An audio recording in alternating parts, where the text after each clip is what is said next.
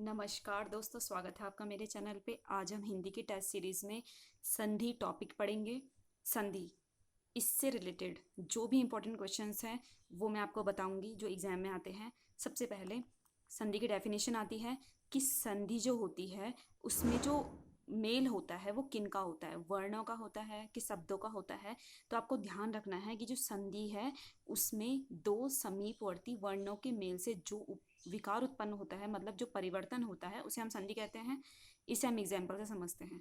मैंने आपको बोला समीपवर्ती वर्ण, तो यानी कि जो ये प्लस है ना, हमें शब्द से कोई मतलब नहीं है, हमें वर्णों से मतलब है। तो ये प्लस के पहले यानी कि या, तो या से अ और बड़ा आ, यहाँ से हम पूरा आ लेंगे तो दोनों मिले और इससे बड़ा आ बना, और ये बड़ा आ बना बीच में लगा, तो इसे हम बोलेंगे संधि।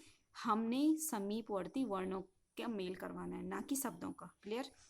अगर हम शब्दों का मेल की बात करेंगे तो उसे हम क्या कहेंगे? समास कहेंगे। ठीक है, तो क्लियर है आपको।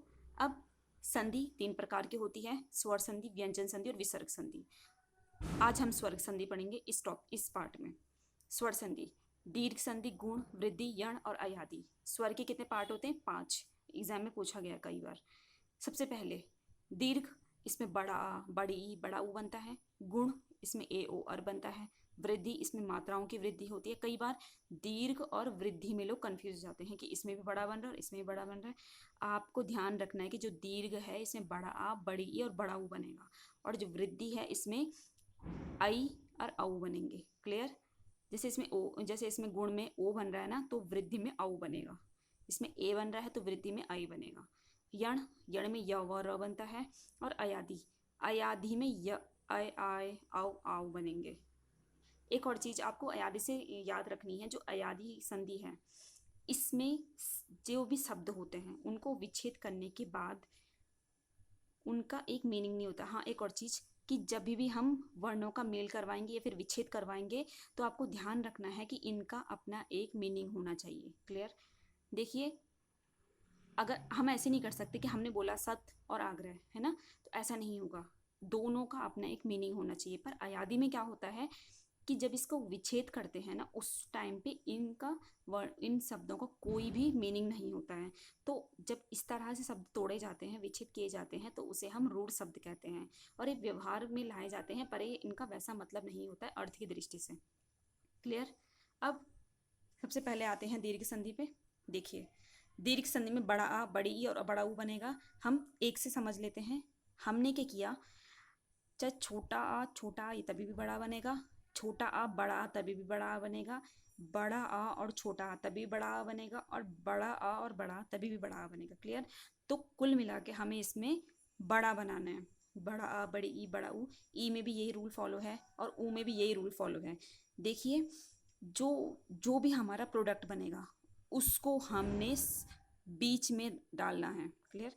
जैसे कि हमने बोला धर्म और अर्थ, तो आप ये मत समझना कि हम समीपवर्ती बोल रहे हैं तो हम रो भी लेंगे, ऐसा नहीं है। हमने सिर्फ इससे अ निकालना है। क्लियर? तो यहाँ से हम निकलेगा अ और यहाँ से अ, तो छोटा आ, छोटा वो भी क्या बनेगा? बड़ा आ, और ये काम चिपक जाएगा यहाँ। क्लियर? देवागमन में वो से ओ निकला और बड़ा आ से बड़ा आ निकला, तो बड़ा आ और छोटा आ भी क्या बनेंगे? बड़ा आ बनेंगे। और ये कहाँ पे लगेगा? यहाँ पे। क्लियर? होप सो आपको ये संधि क्लियर हो चुकी होगी। देखिए, आप संधि की जितनी भी प्रैक्टिस करेंगे आपको संधि उससे क्लियर होती जाएगी। क्लियर? तो आप ये मत सोचना कि कोई शॉर्ट ट्रिक्स मिल जाएगी इससे आप संधि क्लियर करेंगे, ऐसा नहीं होगा। आपको इसके रूल्स देखने पड़ेंगे।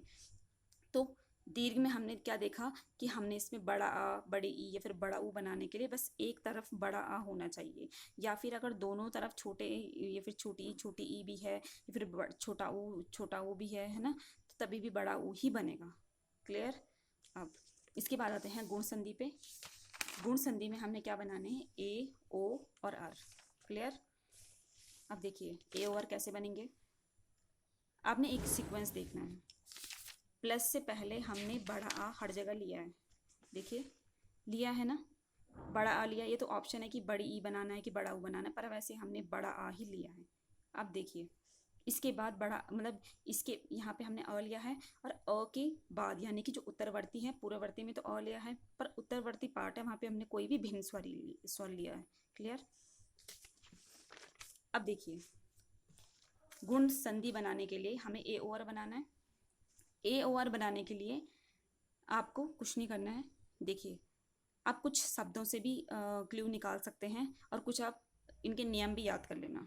तो ए ओ आर बनाने के लिए आपको ध्यान रखना है कि अगर ए लगेगा तो बीच में लगेगा, और ए है यानी कि सिंगल मात्रा लगेगी, ओ है तो सिंगल लगेगा, औ नहीं होगा, और है तो वो भी बीच में ही लगेगा। सॉरी, याद रखना आप लोग, जो ए ओ है वो बीच में लगेंगे, और जो अर है यानी कि जो री बनेगी वो लास्ट में बनेगी। ये गुण संधि का नियम होता है। तो अब देखिए, ए कैसे बनता है। जो ए बनता है, ए अ और ई से मिलके बनाता है। क्लियर? यानी कि प्लस से पहले हमें अ देखना है और प्लस के बाद हमें ई देखना है। तो जहाँ पे भी ऐसा विच्छेद हो, कभी कभी वो संधि वाला शब्द ना देके विच्छेद दे देता है कि इसमें बताइए कौन सी संधि है। तो आपको ध्यान रखना है कि अगर वो अ और ई निकाल रहा है तो ए बनेगा, अगर वो अ और ऊ निकाल रहा है तो ओ बनेगा, और अगर वो अ और री निकाल रहा है तो अर बनेगा, और री का लगेगा लास्ट में। क्लियर? तो ये आपको अच्छे से देखने हैं, वो आपको धीरे धीरे क्लियर हो जाएंगे, एकदम से आपको चीज़ें नहीं आएंगी, जितना आप प्रैक्टिस करोगे चीज़ें आ जाएंगी। क्लियर? अब देखिए, गुण संधि में हमने ए लिया और ओ लिया। वृद्धि संधि, वृद्धि का मतलब होता है डबल, यानी कि उनमें वृद्धि हो जाना, बढ़ जाना मात्राओं में। अब देखिए, यहाँ पे ए ओ लिया था, यहाँ पे आई और औ लेंगे, और यहाँ पे हमने अ का सीक्वेंस रखा, यहाँ तक भी यही कंटिन्यू रहेगा। देखिए, अगर हमको बड़ा ए बनाना है तो हमको यहाँ पे ए लेना पड़ेगा, और अगर हमने यहाँ पे औ बनाना है तो यहाँ पे ओ लेंगे। पर औ हमारा बनेगा ही बनेगा, चाहे हम यहाँ पे ओ लें या फिर औ लें। क्लियर?